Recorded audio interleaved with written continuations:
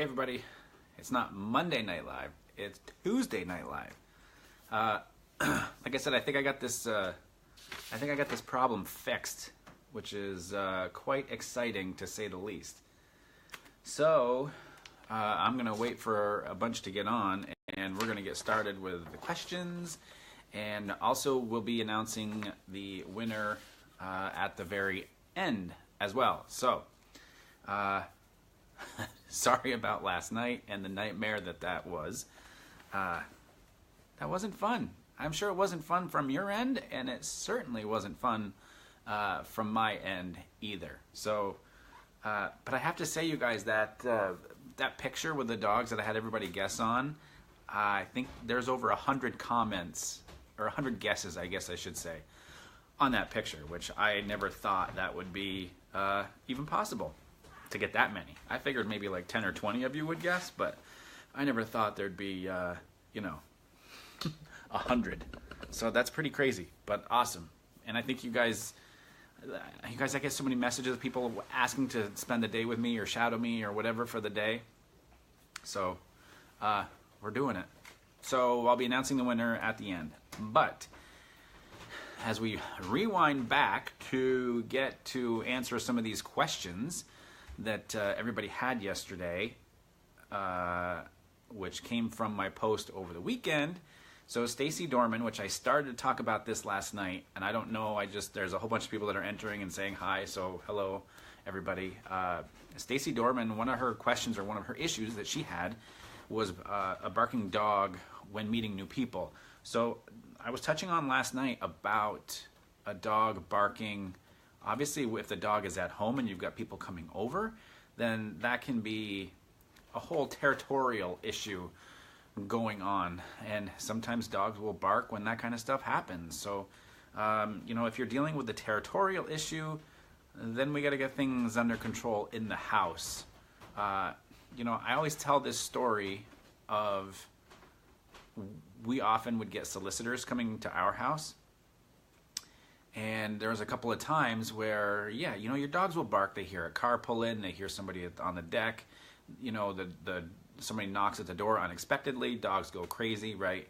So I had our dogs were barking, and then they were solicitors of sorts. I'm not going to get into what they were or who they were. So what I did, there was two gentlemen outside. My dogs, they knocked. My dogs went ballistic. So I went to the front door and I pulled it open just enough, about this far. Not enough room for a dog to get through, and not enough room for me to get out or anything like that. But what I did is I didn't do anything to my dogs to correct them or to chill them out or to quiet them down. And the people soliciting were trying to talk to me. Meanwhile, I've got 3 dogs in the background that were going crazy, and you couldn't even hear yourself think. And they ended up just handing me a piece of paper and took off. So I like the idea of being able to control your dog when they do bark. So if you're running into a territorial issue, then that's something that you've got to work on at home with your dogs. In that case, I just let my dogs go. Like, I just let them bark and bark and bark and bark to make this a very unpleasant experience for the solicitors, so they don't stop by. And guess what? They haven't come back since. I'm sure they had some choice words knowing that they were coming to a dog trainer's. They see my car all logoed up, and they pull in and think dog trainer, dogs are under control, and those dogs were crazy. So that was, I tell that story quite a bit to people that always ask that question of how you handle dogs at home under those scenarios. So, if you've got a dog that's barking when meeting new people out in public, then we're talking about how to get your dog socialized in a controlled setting. Because a lot of times people, out in public will try to address that dog. You may get the "can I pet your dog?" And if your dog isn't comfortable with meeting anybody, then that's when the answer should be, "I'm sorry, not right now, my dog's in training."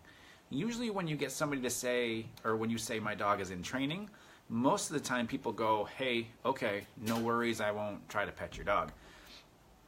That should be the cordial thing to do.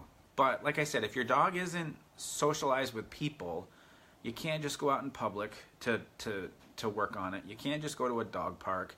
You can't just go to a rec path. You need a controlled environment. And you also need to stick up for your dog too. So, you guys, I can't, so probably in the last 3 weeks, I have worked with a few clients who have dogs that are not great around people. They may be, barky but not bitey.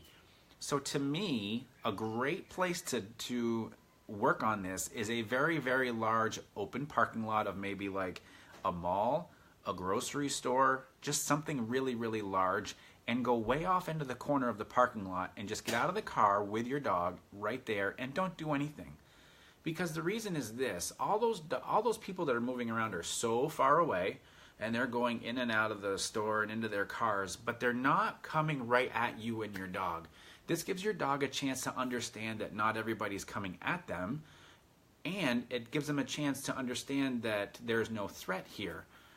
We've got one client out of Maine. I don't know if she's watching here or not.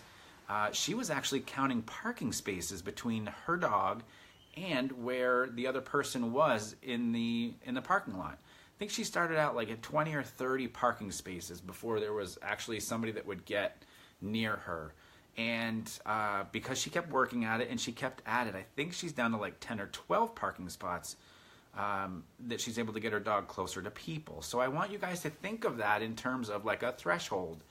There's a certain distance that your dog is really good with, and it could be 50 yards, 100 yards, 500 yards. That's up to you to determine where your dog is okay. And then you slowly move a little bit closer. But here's the thing, if you move too close and your dog blows up, like barks and reacts, you just got to get the hell out of there. You're beyond that threshold, and you can't work your dog in that area at all. So that's really, that's really for anybody that has a reactive dog. So again, I like the empty parking lot way back in the corner where your dog can just observe all these people from a big distance away. And there she is. She spoke up. So this is the one I was talking about, Kelly here. So she's down to 6 parking spots, and I think she was up at like 20 to start with or something like that. So testimony there, you guys. But it's just a great technique to use.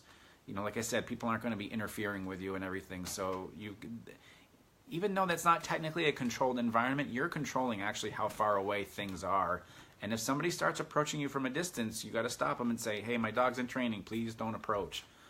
Take responsibility and stick up for your dog, because your dog's going to appreciate it, and if you keep working at it long term, then you'll get through it too. So so the next question, I think, which is from, and I think she corrected me because I was saying Cece, and I think it's Cheech Battaglia, was nipping in a handsy dog. So if you're on, Cheech, I guess I would just want to know how old the dog is, because that's a big deal, actually, if you would believe it. So if you're listening to this, I would love your input on, which I think you were. I can't remember. I thought I saw you. If not, you're on my little test run thing. So here's the thing, and before, maybe she'll pipe in here for a quick second. 4.5 months, and this is why. Cheech, you need to get that dog more downtime. So let me ask you this question, and then I'll give you a minute or two to answer it.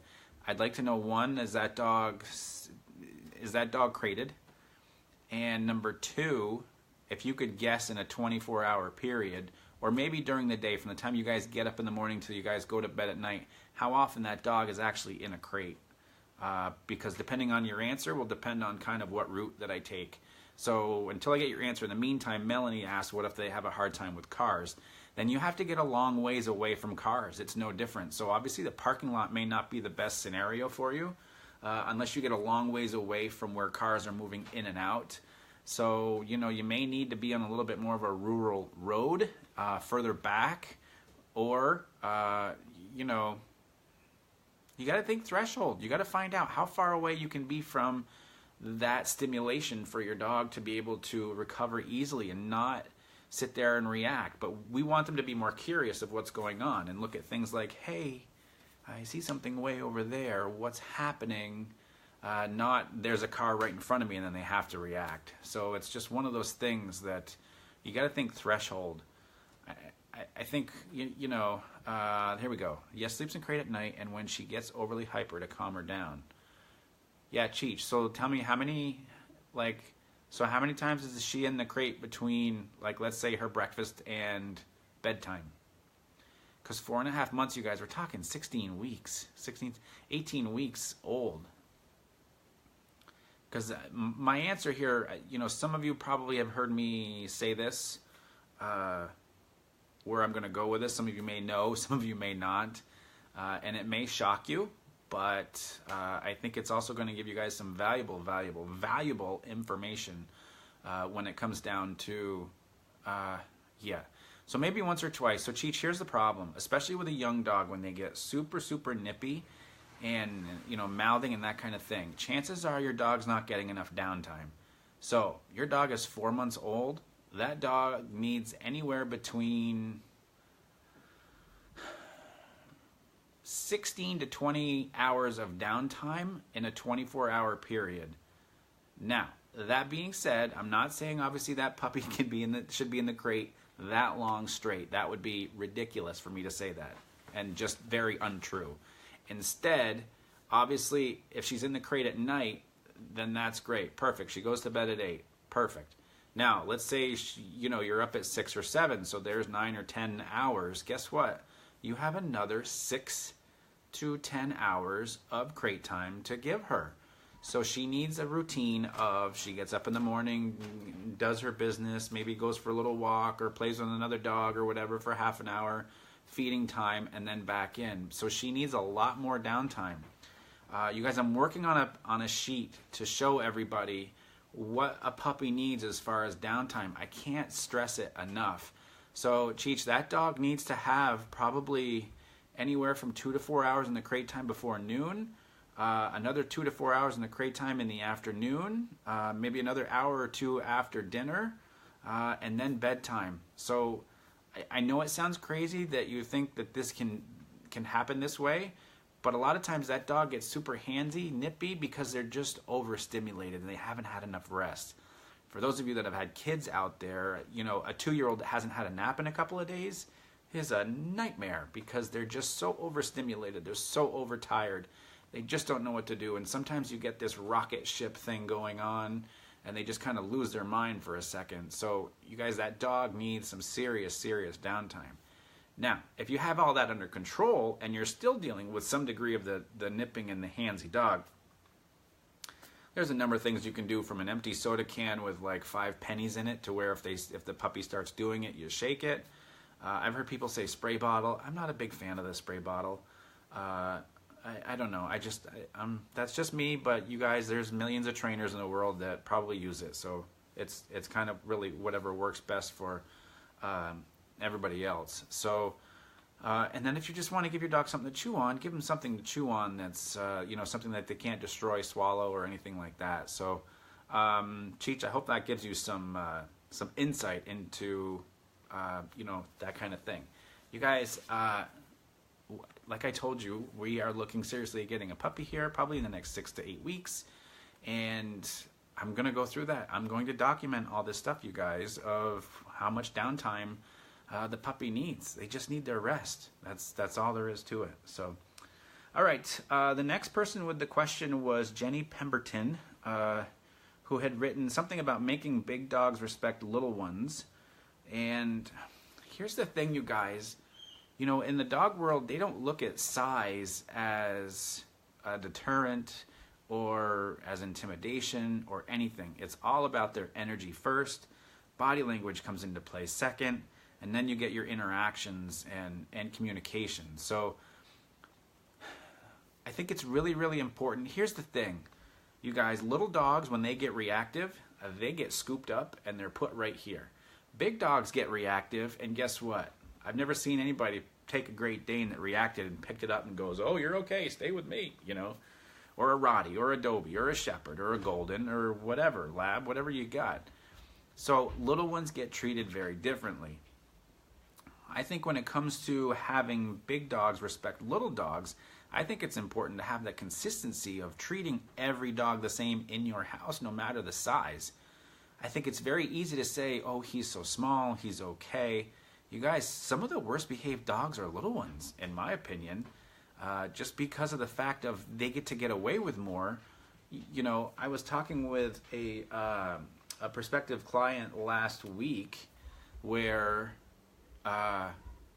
she was having major problems with her little dog, to the degree of, if it was a big dog, something would have been done a long time ago, but it wasn't. So the little dog got to get away with it for a lot longer. So Jenny, you said the little dog only visit occasionally, so it's tricky. Yeah, I agree, it can be, and depending on what your world looks like. But as soon as those little dogs visit, I think you have to create structure to start with. It's no different than when we went over to our friend's house when we were younger, and we knew that we had to behave a certain way at our friend's house. We knew what the rules were over there, but then when we came home, we knew what the rules were at home. So I understand that it can be tricky, but here's the other thing that goes along with that. Running a daycare, the dogs, when they come to our place, they know the rules, and we have to enforce them regularly. So don't get me wrong thinking that when a dog walks in, they're a perfect angel for the entire day. Some are, some aren't. Some need some guidance. It's just the way that dogs are. But if you create the same rules every time those dogs come over, then you start to create a structure so they understand what's happening when they come over. So look at it from that aspect. Don't look at it from, okay, they only show up once a month or twice a year or whatever the case may be. Those rules need to be put into play, no doubt whatsoever. So, you got to be careful with that. That's for sure. So we have a few more minutes before I have to announce what's going on. And I think there's a couple people that had okay, they don't have a lot of structure in the normal world, but when they come here, they have to follow our routine. It's gotten better the last few days. Good, Jenny. That's great. They so have to follow your structure. And don't let that waver one way or the other. Seriously, don't at all. Okay? It's the more you let that waver, the more they get away with stuff, So Ashley, when my dog was much younger, he would start pacing around. We would tell him to go to his crate, and it was almost like he was relieved to have permission to go rest, even the door was open. Yeah, sometimes, like in that case, they need that direction, That's all. They just need that direction. Some dogs... some dogs need the direction, and it's like, okay, good. I was told what to do. I'll go do it. Other dogs, you have to teach, like, okay, this is what I want out of you. You have to direct them and go over there. And then there's some dogs that you, like, that maybe don't come over too often or whatever the case may be, like a daycare, maybe one doesn't come like once a month. They still have an idea of the structure, but then it's like more reminding of what you want going on,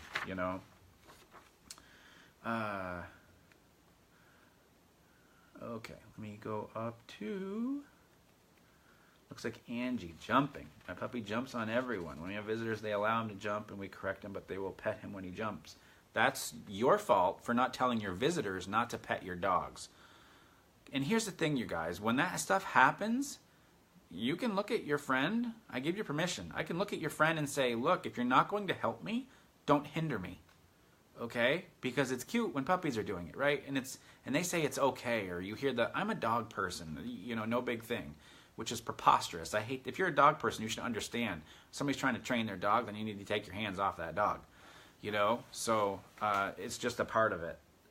So the thing is what you're trying to do is this dog is getting rewarded for jumping up. So this dog is looking at it as a happy thing, right? I get to jump up, I get rewarded. I would probably put that dog on a leash to a degree. I mean, or just keep the dog in the crate when the people come over. I think it's too early. I think you have to practice with this dog at the door without anybody at the door for them to realize, or for you to start in a controlled setting and then be able to work your way up into distractions. But I think in this case, you're probably just going a little too far, too fast. And remember, jumping comes from dogs that are overly excited. That doesn't come from a quiet, relaxed, calm dog. Okay? You got to think about it that way.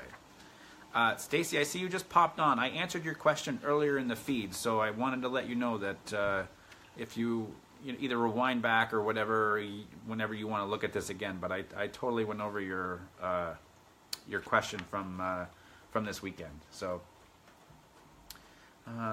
again, J.M. Scribner, my puppy mouths and chews people, sharp teeth. Yeah, you guys, it all comes down to that downtime.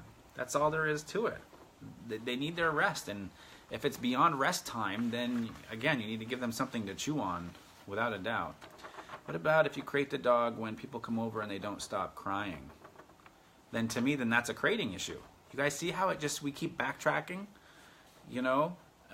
Or you need to put that dog into a different place, or get that dog out and keep it on a leash and keep it tethered to something. Either way, there's ways around it. I just feel like we're in that phase, or at least the people that I interact with and comment with you guys on the page, is I don't want you guys to look at it from being in a reactive stage or a reactive state with your dog. Look at it as a proactive. And if you get a dog, think, okay, I got to work this dog at the door, or I've got to make sure I can walk this dog. You guys, it all is a part of you having a dog. To me, it's part of the responsibility. Patty can't get the dog to stop rushing the door when someone knocks. I mean, again, you have to stage that, you guys. I mean, even Patty, if it's just you and your dog. Sorry, my eye, something fell good in my eye.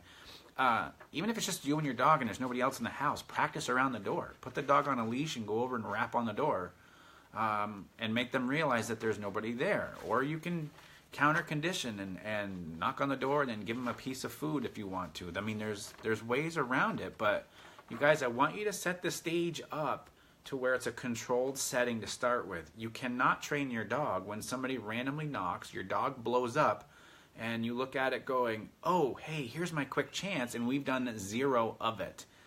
Do you know what I mean? Like, it's like studying for a test. You know, if you're in school and you're not even in a geometry class, and all of a sudden somebody throws you in a geometry class and says, hey, take this test, you're going to be like, what? So you don't look at it from that aspect. You guys got to do a little bit of your homework whenever you can. And look, I'm not going to be the trainer, you guys, that says, hey, you've got to do 12 sessions a day for 30 minutes at a time, and, you know, don't have a life, but make sure your dog is behaved. It doesn't come down to that. You just do it when you can. And you can't get upset at your dog if you don't practice something and that they react, you know? So it's one of those things. Or you look into training, you guys. I mean, I know a bunch of people in many different parts of this country, or have connections to them. So if you guys need somebody, don't be afraid in your area. Don't be afraid to message me and say, hey, do you know somebody in Boise, Idaho? I don't right now, but I could probably find somebody or get you remotely close to it. So it's just one of those things. There's a guy from North Carolina that contacted me last week, and he was inquiring to me about training. He was going to drive his dog up. I'm humbled, but I found somebody closer to him that I felt would do, you know, a better job. Just because I've learned from them, and you didn't have to drive as much. So it just comes down to it. That's for sure. Okay. I don't know if I'm going to be able to get to all these questions tonight, you guys, but I will get back to them at some point in the next day or so. Lee, is it normal for a dog who is roughly a year old to have to go out and pee more than 5 to 6 times a day? I mean, dogs pee a lot. It also depends on how much they drink. And if they're drinking a lot or excessive, then you might look at what kind of food you're feeding. So, again, you see how it kind of intermingles, but it's not that's not the end of the world. I mean, my dog, Maddie, is 11. She probably, I think she goes out in the morning. She goes when we get to work. Yeah, that's not, to me, that's not out of the realm. I don't think so.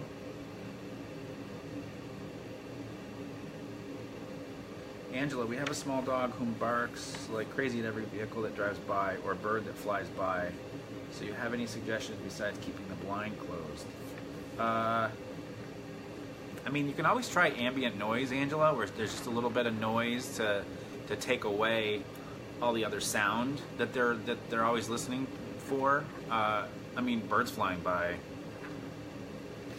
you know. I would try the ambient noise. I mean, for cars driving by, I mean, it's the same thing. I think I would start out with that first. Stacy, how do I get my shepherd to stop pulling on my beagle's neck? Tell him no and stop it. There was a SWAT team that came to evacuate, had guns, and my kid was alone, so they jumped to protect mode. Now I can't get them out of it. Yikes. That's pretty crazy, Patty. I mean, that can be a traumatic thing for a dog. You might need to seek some professional help, that's for sure. Okay, so I think it's about time to announce who gets our one-day shadowing of me and the staff. Again, I just want to go over this as a one-day thing, so it's probably going to be somewhere between like a 9 o'clock to be like an 8:30, 9 o'clock to probably sometime between 4 and 5. So you'll see basically what we do during the day, how we handle the dogs, inside, outside. Probably do a live training session with me during the day that we'll put up on Facebook, and we'll figure out those dates that work best. So when I announce the winner here, I will need you to message me so we can figure out a good day that works for everybody. I will tell you that weekends probably do not work for me, and we are much slower on the weekends, so I don't think you'll be getting as much out of it as you would like. So this is going to be a Monday through Friday thing. We'll pick out one of those days that works for the both of us, that we just need to have it used up in the next 90 days. So that being said, like I said earlier, I gotta keep you on your toes. You notice I'm just trying to draw this out a little bit because I hate it when people do that, but now I'm the guy that does it, so it's, you know. We had, I think, over 100 comments and 100 guesses on this. So the winner, and when I announce the winner, I need this person to comment so I know that they're here.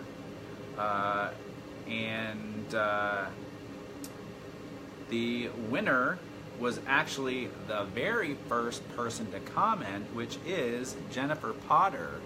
So you are the winner of our one-day giveaway. I'm hoping that you're still here.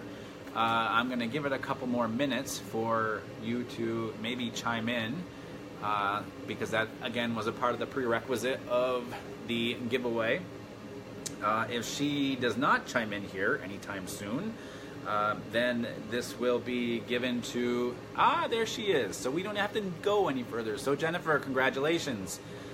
You can go ahead and message me. I'll probably get to it tomorrow, and then we'll be able to just kind of message back and forth and figure out some time. So Jennifer, where are you, in Vermont, or are you not in Vermont? And I'll tell you guys a crazy story about that picture too, because I just went to take a picture of it not knowing how I was going to set up this whole giveaway thing, because I wanted to do it in a fair way where everybody kind of had a chance as long as your notifications were turned on. So I took the picture and I thought, hey, this would be a pretty good way to do, you know, it's like guessing the jelly beans in a jar kind of thing. Oh, good. So you're not far at all. So I took the picture, and then I just I put my phone in my pocket, knowing what I was going to do. And then as all the dogs came in, I actually counted 17 dogs. But here's the thing. In the picture, myself and Matt, who works for me, actually counted, all we could count was, I think, 15 out of the picture. So that's the number that we went with. So little fun tidbit on that story. But dude, I sat there and looked at that picture and we counted. I can't tell you. I mean, we must have, like, two grown men sitting there going 1, 2, 3, 4, 5, 6, 7, right up through, and then 1, 2, 3, and whose tail is that, and whose head is that, or, you know. So I just thought it was a pretty good way of looking at it in that aspect. So you guys, I'm not going to say this is going to be a regular thing, and I'm not going to say that it's not going to be a regular thing. So it's, but again, I just get a lot of requests for this type of thing, and I like to share what we're doing with all of you, which is, you know, more the reason that you guys, I put out all this content for everybody to see. So I think that's gonna about do it for the night. So Jennifer Potter, congratulations! You are our winner, and every 90 days, Melanie. Yeah, we'll see. you know, it all depends on my schedule, what's happening too, and I don't want to just give this away to somebody for the sake of giving it away and not having them get anything out of it. Like, I don't want that person to be there and feel like they're a bump on a log for the entire day, you know. So it's all a part of it. But we will be doing a lot of filming that day, that's for sure, and making sure that you know, it's a day to remember too. I think it will be. Most everybody that, even our clients, when they see what's going on. Melinda, nice. I didn't know that. So, all right, you guys, we're going to wrap it up. Thank you for your patience from last night to tonight. Kept everybody in suspense for a full 24 hours. And we'll plan on next Monday night. So I should have a new podcast coming out this week with George Cockrell. He's been training for 41 years down in Maryland. This guy knows a thing or two. I've been to a few of his workshops. There's a lot of really good information in there. So you guys have a great night. We will probably see you next week for our Monday Night Live. But, of course, I'll be on here for, you know, some trainings during the day and stuff. So you guys, good night and happy training.